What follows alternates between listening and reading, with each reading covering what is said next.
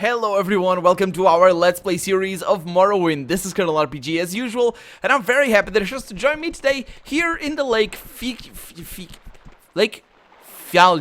Fjalding is the name of the lake. It's right there at the bottom right. You barely could see it, but yes, we found it right at the end of last episode because we're looking for, I don't remember who we're looking for, but we're looking for somebody, and that would be Marissa, and she was last seen around here. You see that over there? That's a mead hall. That's for people to get drunk. They have to travel a long while to get over here. We actually traveled for like 10 minutes. We did get assailed by a bunch of people. It's quite close, actually. We're not very far away, but the problem is all the terrible people and things around that can be problematic. And look at this. We're starting to see a little bit more of Morrowind-like geology. Look at that. Looks like the Red Mountain a little bit, maybe? No, it doesn't. And, ooh, look, we have a forge back here. Not that we need that. Oh, but I do need this one. Thank you. And that one as well. Might as well. Because we broke a lot of our stuff on our way back here.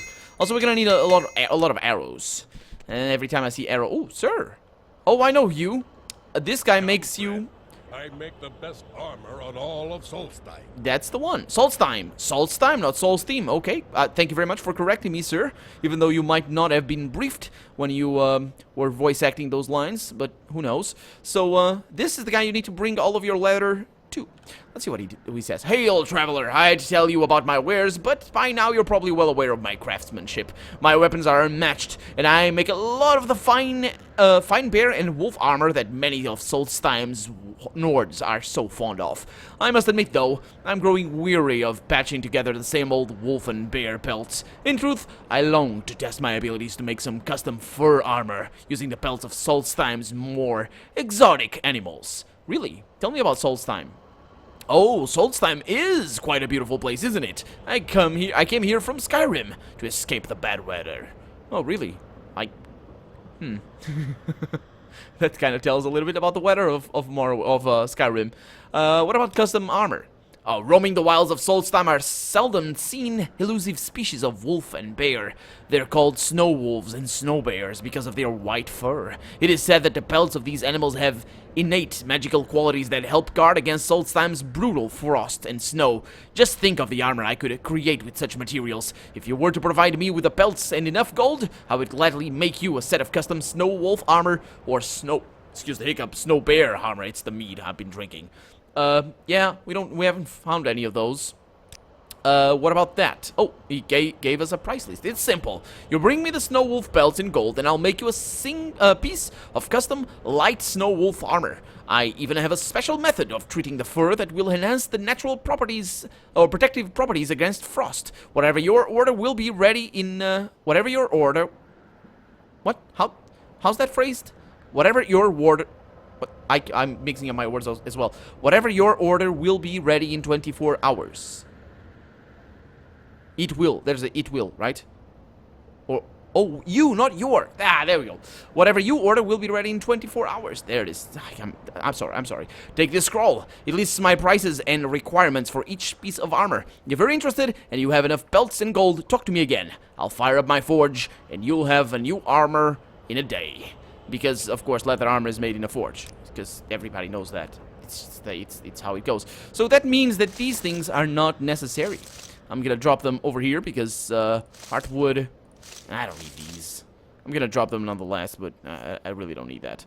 Did I get anything else? Oh, I did. Wolf belt. Don't need that. What about the other thing? The bear armor. Oh, you bring me snow bear pelts in gold, and I'll make you a piece of custom snow bear armor. I'll have it ready in 24 hours. You've got my list of prices and pelt requirements. Which piece of armor were you interested in? Nothing right now. I don't have anything.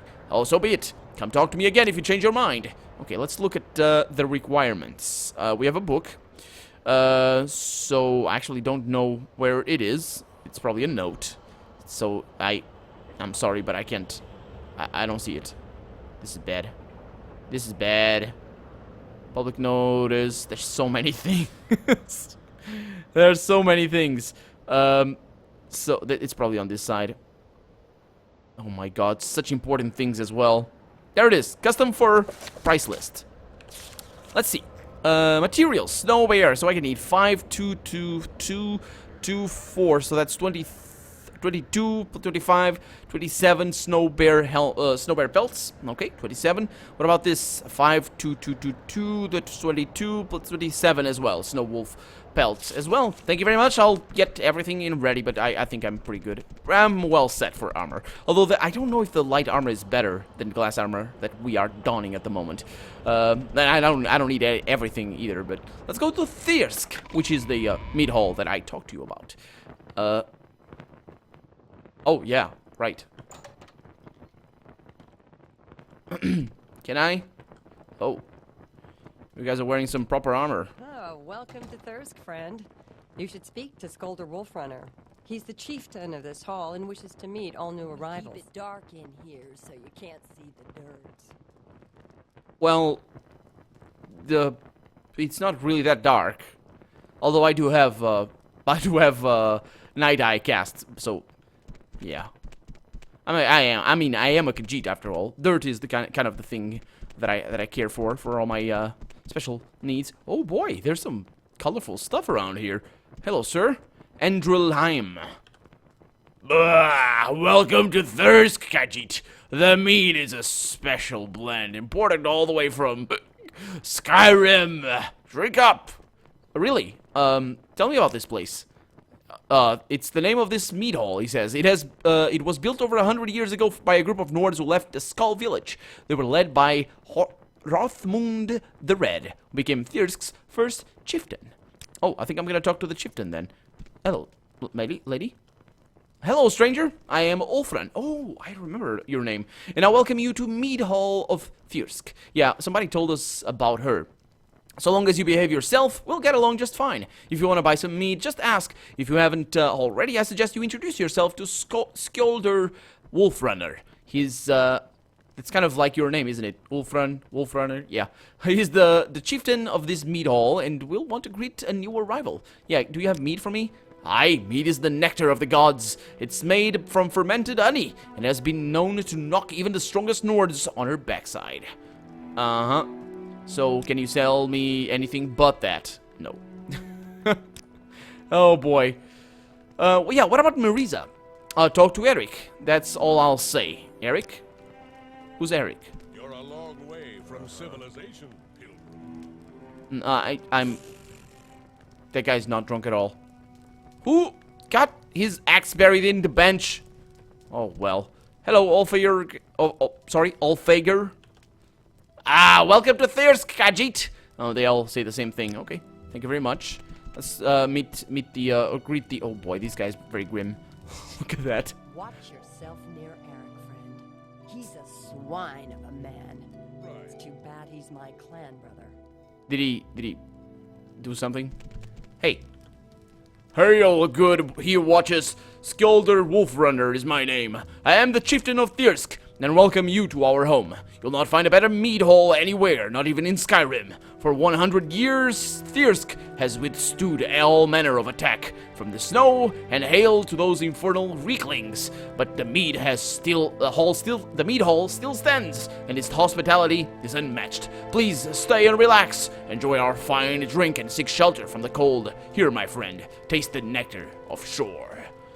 Thank you very much. I am a big fan of mead myself. Tell me about Marissa.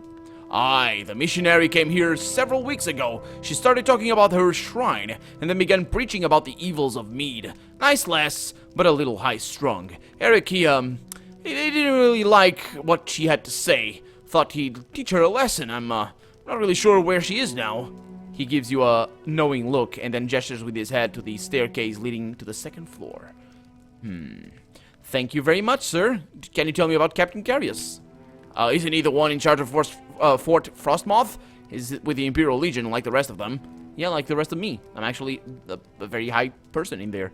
What about Carnius Magius? Oh, sorry, never heard of him. Really?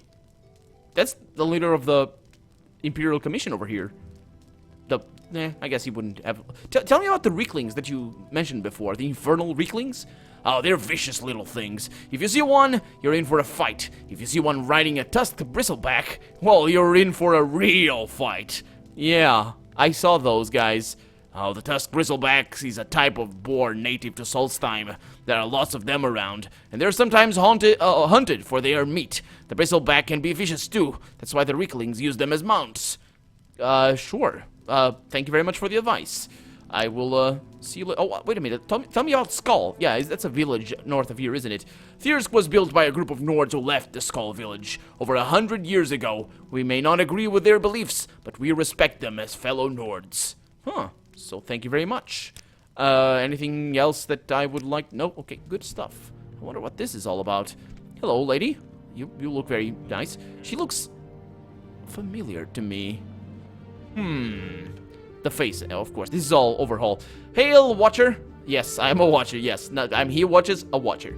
Svenja Snowsong is my name. We welcome guests here at Thirsk, so long as they behave themselves, respect my home and my clan, and we'll get along just fine. One word of advice, though. Stay clear of Eric the Unworthy.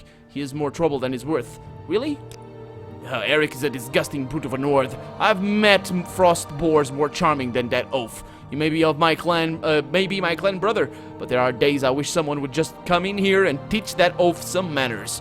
You get what I'm saying, Watcher? Yeah, I think I got what you were saying before. Do you know anything about Marissa? Eric knows where she is. That's all I can tell you. As much as I hate the lumbering oaf, he's still my clan brother. That doesn't make any sense. Whatever. Hey, dude. What do you want, Twig? I wanna know about this place. What about Thirsk? Thirsk is the name of... Okay, this has the same thing. Okay, what about the Marissa? Yeah, she came here. Self-righteous harpy wouldn't shut up. What right did she have telling Nords to give up their mead? Maybe she got lost in the snow, or maybe the wolves got her. Solstheim can be a dangerous place, if you get my meaning. Yeah, I think your clan leader already gave you away. Let's go upstairs. It's a nice little place. Quite a nice little place. You can actually... Ooh, these doors. Of course, they're different from the original game. Huh. Quite a nice little place. We have silver arrows up here. I'll take all of them. Thank you very much. These things can be used in my defense. And there we go. What is this room? Chamber door. May I? Excuse me. What can I do for you, friend? Well, you're very welcoming of me, even though I barged in here without you explicitly at least letting me in. Can I read your papers? Well, I can, but they don't have anything written. Sir. Oh, greetings, here watchers. My name is Benedict Jastal. Perhaps you'd like to buy one of my books. I'm a bookseller by trade, but my real passion is writing. I recently finished 2 scholarly works, Thirsk, A History, and Sovngarde. Yeah, Sovngarde, a re-examination. I have copies of both for sale, among others. Do you? Can I have one? I came to Thirsk all the way from Cyrodiil by the way of Vardenfell. My father once visited Solstheim, you see, and as a boy, I was intrigued by his exciting stories of the Nords. I was particularly fascinated with this very mead hall, its residents and their adventures, things like that. I arrived here over a year ago and have been living among the Nords ever since. I've been chronicling their lives and recently collected enough data to complete my history of Thirsk. That's pretty cool. What about the Sovngarde examination?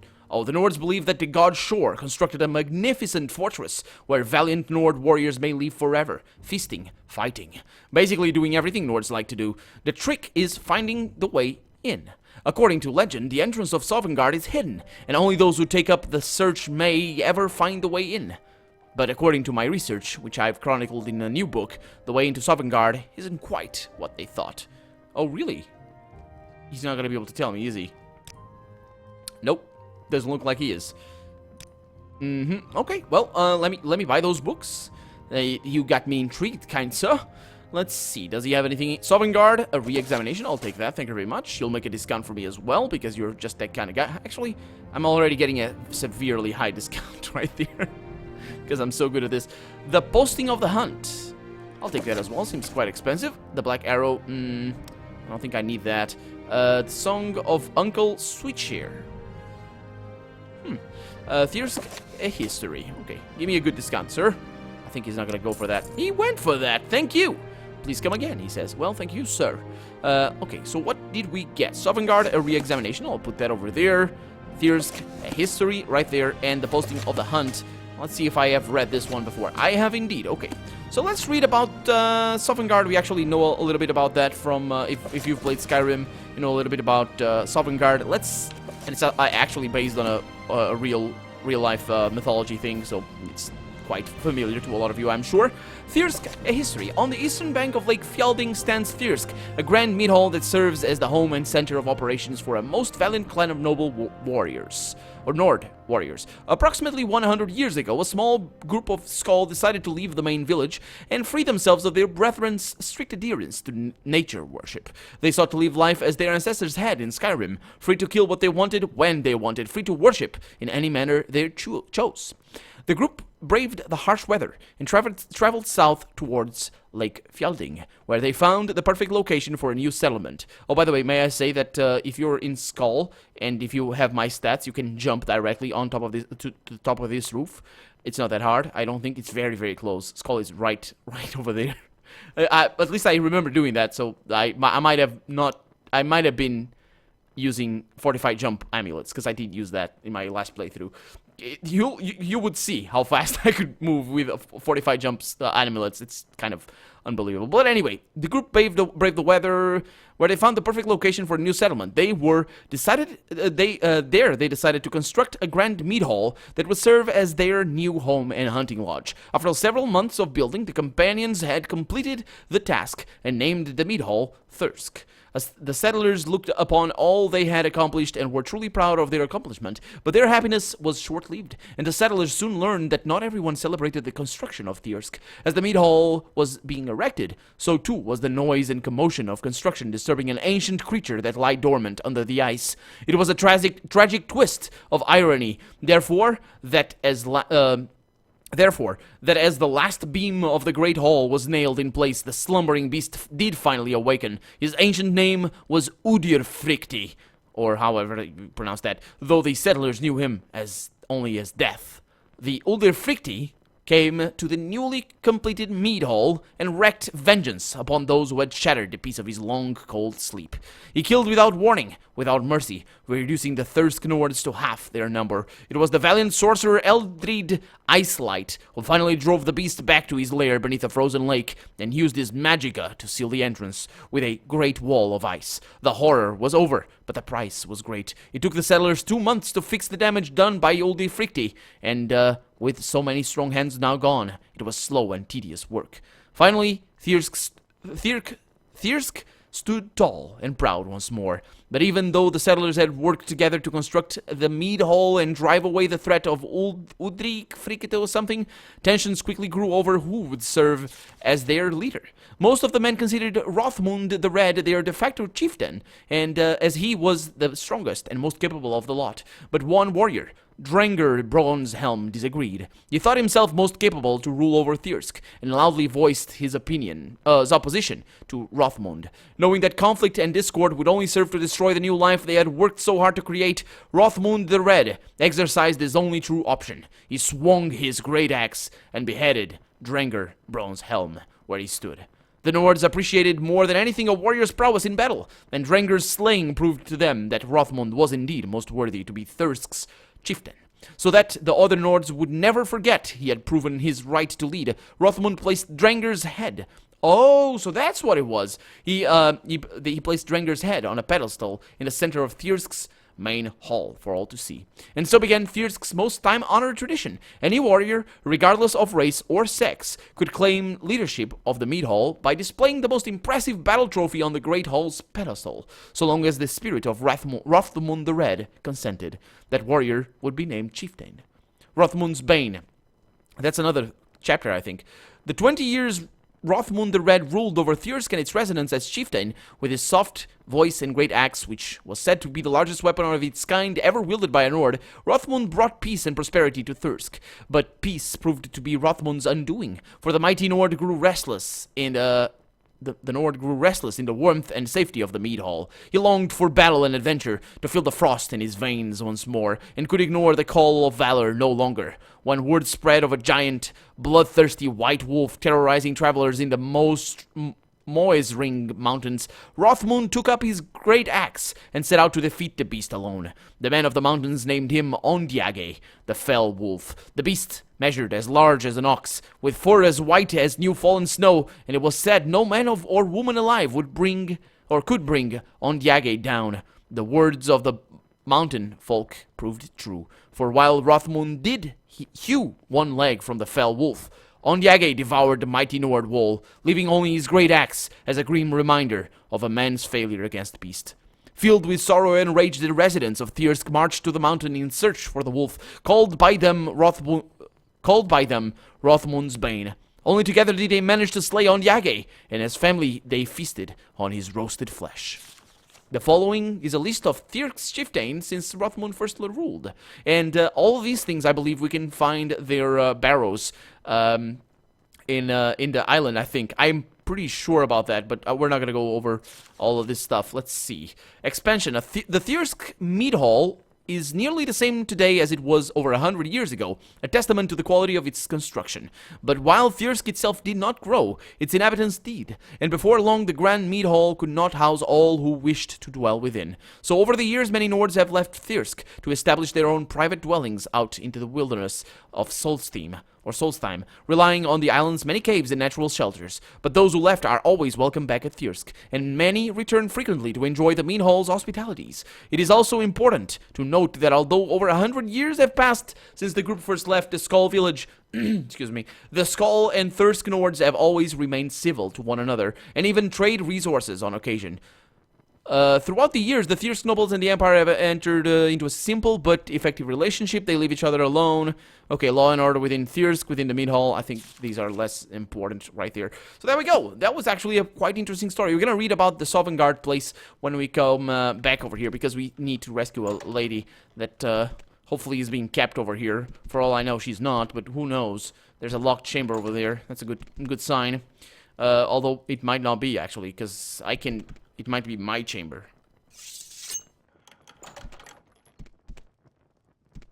Nope. She's locked.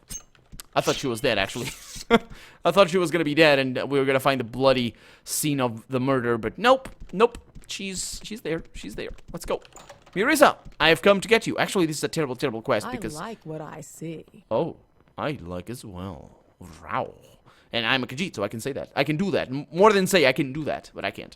Please, stranger, help me. I'm being held prisoner by that disgusting Nord Eric. I came to the Mead Hall to preach the way of the 9 divines, and this is how I was repaid.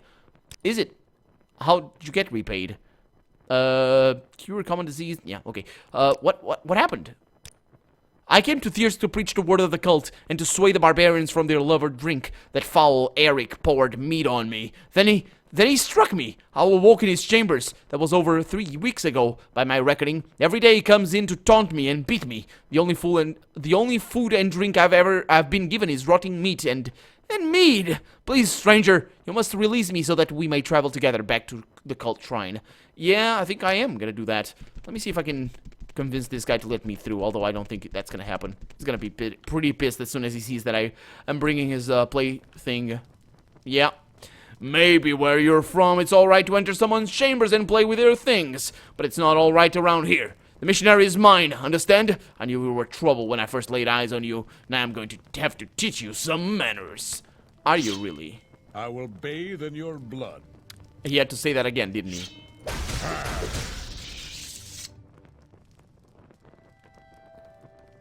Yeah. Yeah. He's dead. He's dead. I'm gonna let you be there, sir.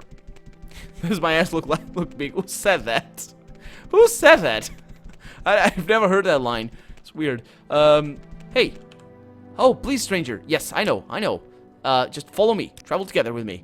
Will you escort me back to Imperial Cult Shrine of Fort Frostmoth? Yes, I will. So let's go. Let's go. And I think I'm gonna do this off camera. But for right now, actually, let's take a look at Sovngarde. Death. It is something we all face. Or do we? Just ask the nearest Nord that he thinks what he thinks of the end of life, and you'll likely be treated to a horrific story of blood, bone, and viscera, of courageous deeds and heartbreaking sorrow. Carnage notwithstanding, there may be even more to death than the average Nord warrior realizes. New evidence suggests a life beyond the battlefield, where a valiant Nord may live forever, downing mead and engaging in contests of strength and skill. But in order to fully understand the possibility of a Nord's eternal life after death, one must first re-examine the legends surrounding that most wondrous of warriors' retreats, Sovngarde. Okay. It is time for Nords to learn the truth. Eternal life can be theirs, without the need to spend an entire mortal life in vain pursuit of something completely unattainable. In the end, all valiant Nords can enter Sovngarde. Dismemberment, decapitation, or evisceration seems a small price to pay for the chance to spend an eternity in Shore's wondrous halls. And what that is all about is basically you need to die in mighty battle, and then you will enter Sovngarde. Isn't that right, Marissa? I'm sure you preach something completely different, but you know you're not getting into Sovngarde. Certainly not with your stats. She's pretty slow. Well, I mean, she's not as slow as she could be, but she's slow enough that it's gonna drive me crazy. Oh my god, these guys. Anyway, escort quest, am I right? Am I right? Anyway, for right now, I'm Colonel RPG, and look at the weather. It's good weather. It's good weather. I'm Colonel RPG, and this has been Morrowind. I really hope you've enjoyed it, and if you did, go ahead and leave a comment, like the video, but above all, thank you so much for watching, and I hope I'll see you next episode. Bye-bye. Say bye, Marissa. She doesn't.